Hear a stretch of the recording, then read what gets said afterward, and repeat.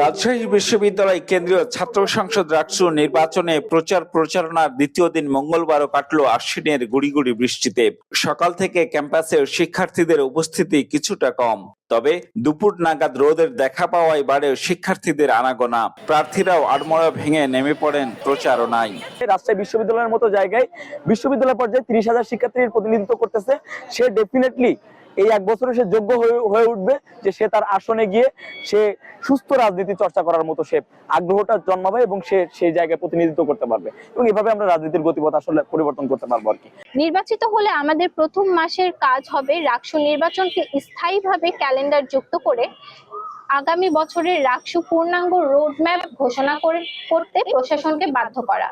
রাকসু নির্বাচনে নিরাপত্তা পরিকল্পনা সাজাতে বিকেলে ক্যাম্পাসে আসেন আরএমপি কমিশনার। ঘুরে দেখেন ক্যাম্পাসের বিভিন্ন এলাকা। জানান 3 থেকে 5 স্তরের নিরাপত্তায় নিয়োজিত থাকবে 2000 পুলিশ, পাশাপাশি স্ট্রাইকিং থাকবে র্যাব ও বিজিবি সদস্যরা।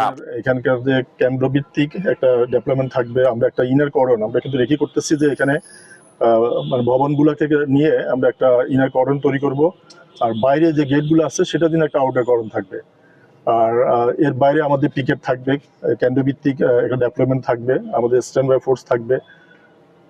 সব মিলিয়ে মোটামুটি আমাদের যা যা দরকার নিরাপত্তার জন্য আমরা সবকিছু এখানে থাকবে আমাদের। এদিকে নির্বাচনকালীন নিরাপত্তা ব্যবস্থা নিয়ে কথা বলেন বিশ্ববিদ্যালয়ের প্রক্টরও। জানান ভোটের দিন ম্যাজিস্ট্রেট নিয়োগের পরিকল্পনা থেকে সরে এসেছে কর্তৃপক্ষ। সবাই যেটা সিদ্ধান্ত হচ্ছে যে শিক্ষার্থীদের নিয়ে যে বিষয়, এক্ষেত্রে আমরা এখানে ম্যাজিস্ট্রেটকে আমরা ইনভাইট করতে চাচ্ছি না। 3 স্তর নিরাপত্তা ডেফিনেটলি ভোট কেন্দ্র ভিত্তিক, আমাদের যে ক্যাম্পাস ভিত্তিক মোবাইল টিম এবং আমাদের গেট।